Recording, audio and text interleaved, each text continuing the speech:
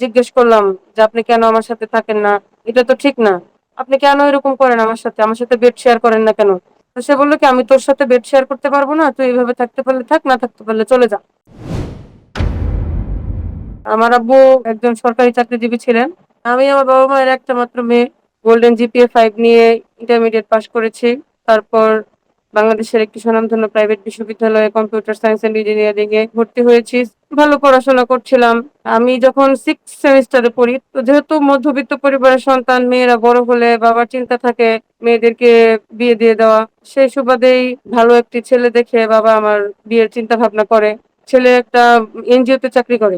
তো যে ছেলের সাথে আমার বিয়ে ঠিক হয়, তার বাবার সাথে কথাবার্তা বলেই আমার বিয়েটা ঠিক হয়। পড়ালেখার ব্যাপারে তারা বলছিল পড়ালেখা করাবে, খরচ আমার আব্বু দিবে। যেহেতু অনেক খরচ প্রাইভেট ইউনিভার্সিটিতে, আমার আব্বু বলছে যে আমি খরচ দিব, আপনারা মেয়েটাকে পড়াশোনা করাইয়েন, আমার একটাই মেয়ে। তো তারা বলছে ঠিক আছে, পড়াশোনা করবে, সমস্যা নাই। যে ছেলেটার সাথে আমার বিয়ে ঠিক করছে বাবা, ওই ছেলেকে আমি আগে দেখিনি, কথাবার্তাও হয়নি। বাবা যেহেতু বলছে, যেহেতু আমার অন্য কোথাও সম্পর্ক ছিল না, বাবার কথা মতোই বিয়ে করছি। বিয়ের দিন তাকে যখন দেখলাম, ছেলে দেখতে ভালোই।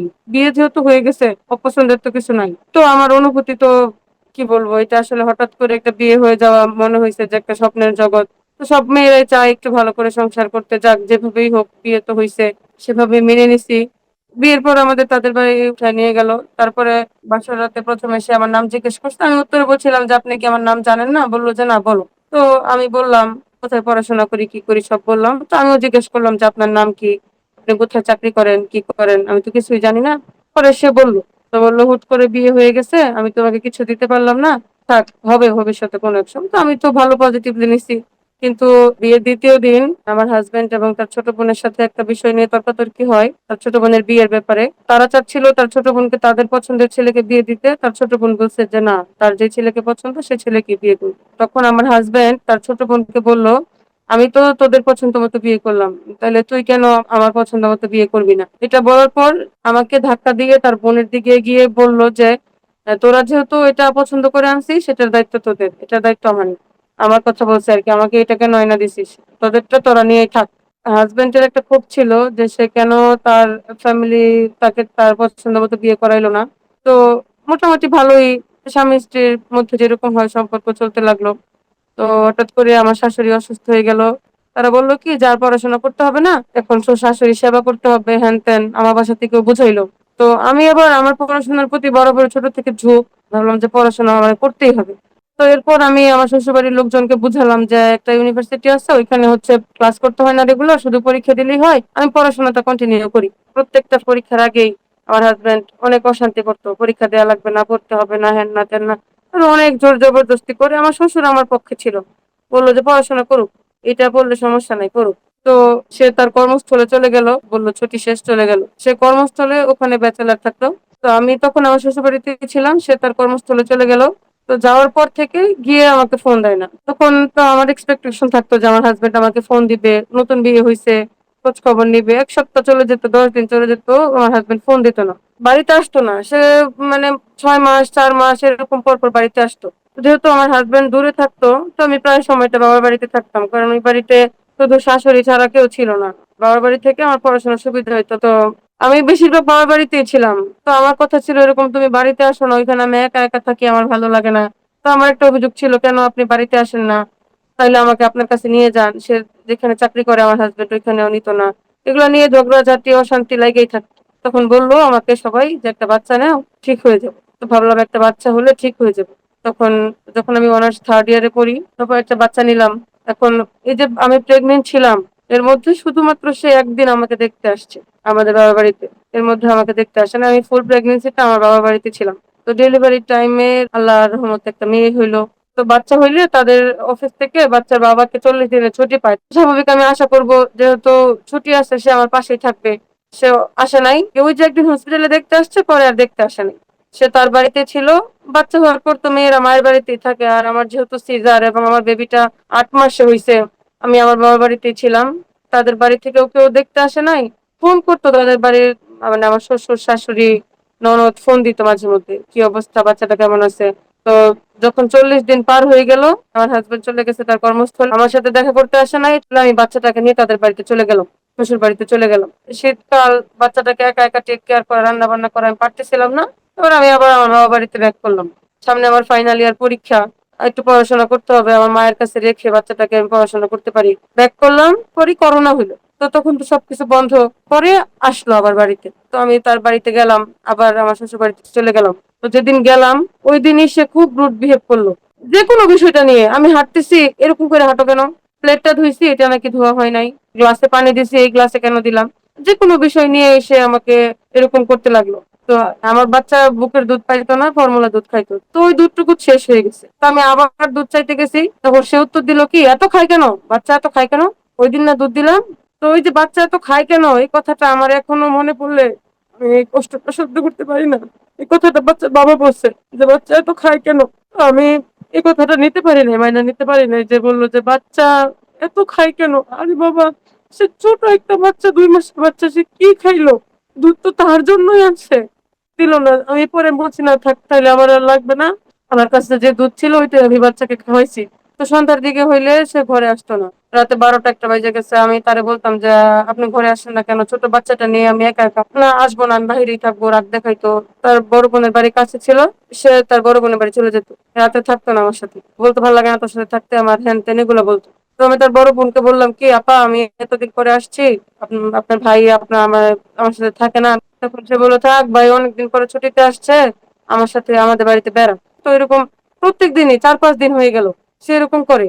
এবং মাঝে মধ্যে যেদিন বাড়িতে আসতো ওই দিন তার ভাই তারা ডেকে নিয়ে যায়, বলে দাদা আমার সাথে ঘুমা, এরকম করে নিয়ে যেত। আমার সাথে থাকতো না, পাশের রুমে তার ভাইয়ের সাথে থাকতো। তো আমি যখন তাকে জিজ্ঞেস করলাম যে আপনি কেন আমার সাথে থাকেন না, এটা তো ঠিক না, আপনি কেন এরকম করেন আমার সাথে বেড শেয়ার করেন না কেন। তো সে বললো কি, আমি তোর সাথে বেড শেয়ার করতে পারবো না, তুই এইভাবে থাকতে পারলে থাক, না থাকতে পারলে চলে যা। তো তো এগুলা তো আমি স্বাভাবিক, মেয়ে মানুষ, মানতে কষ্ট হয়। তো আমি বাসায় বললাম, তো আমি বললাম কি আব্বু আমি থাকবো না, আমি কান্নাকাটি শুরু করে দিলাম যে আমাকে নিয়ে যাও, আমি থাকবো না আর। তো আব্বু বললো ঠিক আছে তাহলে নিয়ে যাই, আবার 8-10 দিন পরে আসবে। তখন সে বাড়ি থেকে চলে গেল। আমার আব্বু যে আমাকে নিয়ে যাইতে আসছে বাকি, বা মেয়েটা চলে যাচ্ছে নানু বাড়িতে, সে তার এদিকে তার কোনো খেয়াল নেই। তো সে বিদায় দিল না, বাচ্চাটাকেও দেখলো না, শেষ পর্যন্ত আমার শ্বশুর আগায় দিল। তো আমি আসার সময় আমার শ্বশুরকে বলে আসছিলাম যে বাবা আমি যে চলে যাচ্ছি, এটার একটা কারণ হচ্ছে এই 10 দিন ছিলাম আমি, আপনার ছেলে এই 10 দিন একদিন আমার সাথে থাকে নাই, আমাকে স্ত্রীর অধিকার দেয় নাই। বরং আমি যখন স্ত্রীর অধিকার চাইছি, আপনার ছেলে আমাকে বলছে তুমি এইভাবে থাকতে পারলে থাকো, না থাকতে পারলে চলে যাও। তো এটা তো কোনো মেয়ে মেনে নিবে না। আমি ভাবলাম যে আমি যাই বাবার বাড়িতে, হয়তো তার রাগ কমবে। আমি এই যে 10 দিনের কথা বলে আসছি, 10 দিন, 15 দিন গেল, 1 মাস, 2 মাস, 6 মাস গেল, ওই বাড়ির একটা মানুষ আমাকে ফোন দেয় নাই। আমার হাজবেন্ড তো দূরে থাক, একটা মানুষও আমাকে ফোন দেয় নাই, বাচ্চার খবরও নেয় নাই। তো আমার বাচ্চার বয়স যখন 7-8 মাস, তখন আমি খবর নিলাম একজনের মাধ্যমে অফিসের, যে সে কই থাকে, আমি যাব। সে কেন এমন করে, তার কেন তার বাচ্চার খবর নেয় না সে, কেন আমার প্রতি তার এত অবহেলা, তার মনটা আসলে কোন দিকে, এটা জানার জন্য আমি চিন্তা করলাম তার অফিসে যাব। তখন আমি তার অফিসে গেলাম, তাকে না জানাই, আমি বাসায় না জানাই তার অফিসে গেলাম, আমার বাড়িতে জানাই নাই। যাওয়ার পরে সে যখন অফিসে এসে দেখলো আমাদেরকে, তার রিয়েকশন ছিল ভয়ানক।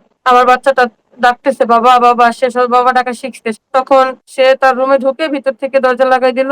আমি বাহিরে আমার বাচ্চা নিয়ে দাঁড়াইছিলাম, কোনোভাবেই দরজা খুলে না। তো ওইখানে একজন ভালো লোক ছিল, উনি আমাকে কোনোভাবে দরজাটা খুলে ভিতরে ঢুকাই দিছে, বলছে যে ভাবে যান আপনারা মিলমিশ করে ফেলেন। ওখানে যায় যখন আমি তাকে জিজ্ঞেস করলাম কেন এমন করলা, সবাই তাকে বুঝাইছে, এলাকার মানুষজন বুঝাইছে যে থাক ভাই আসছে, আপনারা সব ঠিকঠাক করে নেন, সে আমার সাথে থাকবে না কোনোভাবেই, সংসার করবে না, বলে না, বলে না আমি থাকবো না একসাথে, আমি থাকবো না একসাথে। পরে রাত হয়ে গেছে, ওই দিন রাতে তার অফিসের এক কলিগ তার ফ্যামিলির সাথে আমাকে থাকার ব্যবস্থা করে দিল রাতে। আমি সেই কলিগের ওয়াইফের সাথে রাতে ওইখানে থাকলাম ওই রাতটা, আমার বাচ্চাকে নিয়ে। মেয়ের বাবা আবাসিকই থাকলো, সেই যেখানে থাকে। তারপরের দিন সকালবেলা অফিসে গিয়ে দেখি যে সে চলে গেছে, কোথায় গেছে, ফোন বন্ধ, কোনো খোঁজ খবর নাই। কাউকে না জানাই সকালে কোথায় চলে গেছে কেউ বলতে পারেন। তো কোনো খোঁজ খবর নাই, আমি তো এখানে আর থাকতে পারবো না। তো আমি বাড়িতে চলে আসলাম। আসার পরে এরকম রাগারাগি করতে করতে 2 বছর একদম যোগাযোগ বন্ধ ছিল। আমি অনেক চেষ্টা করে তার সাথে যোগাযোগ করতে পারিনি।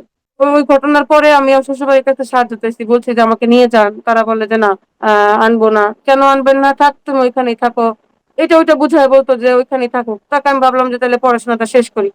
এর মধ্যে আমি যেহেতু আমার বাবা মার একমাত্র মেয়ে, আমার বাবা বাড়িতে থাকায় আমার ফ্যামিলির কোনো সমস্যা ছিল না।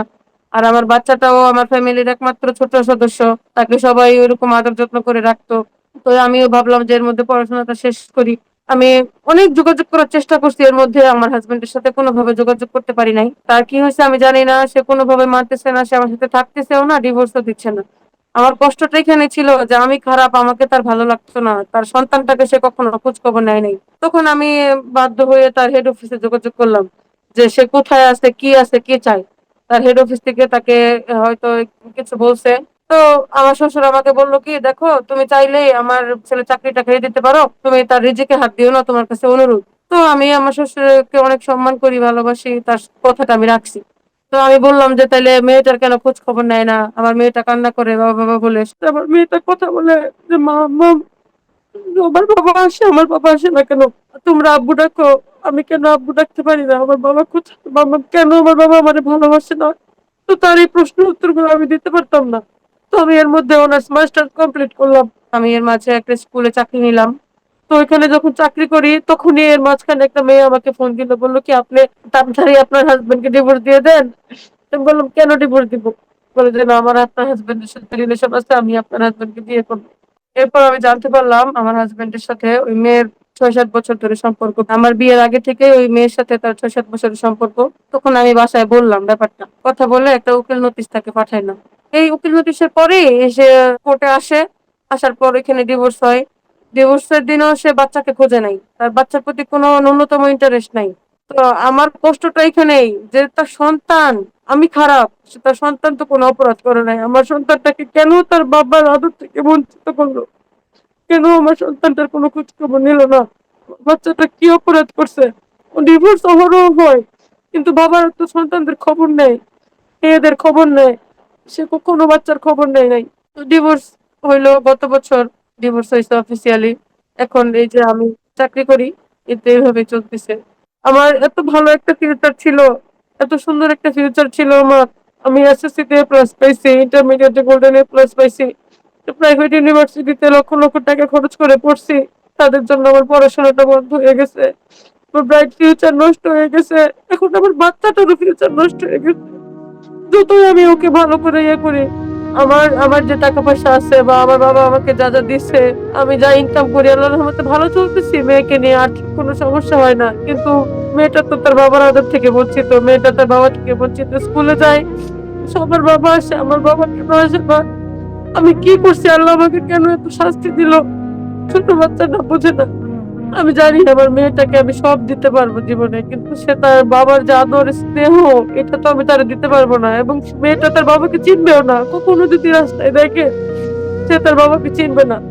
আমি আমি কোনো বিয়ে করি নাই, এবং আমি যখন আমার মেয়েটার দিকে তাকাই তখন আমি অন্য কোনো চিন্তাও করতে পারি না। এবং আল্লাহ যদি আমাকে সুস্থ মস্তিষ্কে রাখে, আমি বিয়ে করব না, আমি আমার মেয়েটাকে জীবনটা নষ্ট করব না। কারণ সে তার বাবার আদর থেকে বঞ্চিত, আমি বিয়ে করলে সে আমাকেও হারাবে, আমি এটা হইতে দিব না। এখন মেয়েটার ভবিষ্যতের কথা চিন্তা করে আমি অন্য কোনো সিদ্ধান্ত নিব না। আমি মেয়েকে যথাসাধ্য চেষ্টা করবো ভালো করে পড়াশোনা করানোর জন্য। যে অভাবটা জীবনে ওর, ওইটা আমি দিতে পারবো না। মেয়ে মানুষ, মানুষ বলবে বাবা নাই, বললেও তুমি আমাকে ডিভোর্সি বানাইছো, আমার জীবনে একটা নারীর জীবনে সবচেয়ে বড় কলঙ্ক এটা দিছো। কিন্তু আমার দুঃখ নয়, কিন্তু আমার বাচ্চাটাকে কেন বাবা হারা করছো, কেন আমার বাচ্চাটাকে বাবার আদর থেকে বঞ্চিত করছো? আমি এটার জন্য আল্লাহর কাছে বলবো, আল্লাহ তোমাকে কখনো এটার জন্য ক্ষমা করবে না। এবং আমি সবসময় চাইবো শেষ বয়সে কোনো একদিন এসে তুমি মেয়ের পায়ে পড়ো যে মা আমার ভুল হয়েছে। আল্লাহর কাছে এই বিচারটাই দেই। আমাদের আজকের অতিথি তার ব্যক্তিগত অভিজ্ঞতা ও মতামত তুলে ধরেছেন। এ বিষয়ে সংশ্লিষ্ট কেউ যদি নিজস্ব মতামত বা বক্তব্য জানাতে চান তাহলে আমাদের সাথে সরাসরি যোগাযোগ করতে পারেন। যেহেতু তাদের পারিবারিক বিচ্ছেদ বা ডিভোর্স ইতিমধ্যেই সম্পন্ন হয়েছে, তাই উভয় পক্ষের ব্যক্তিগত নিরাপত্তা ও গোপনীয়তার স্বার্থে তাদের নাম, ঠিকানা ও পরিচয় প্রকাশ করা হয়নি। আমাদের উদ্দেশ্য কোনো পক্ষকে ছোট করা নয়, বরং সামাজিক সচেতনতার জন্য একটি বাস্তব অভিজ্ঞতা তুলে ধরা। সবাইকে ধন্যবাদ। আসসালামু আলাইকুম।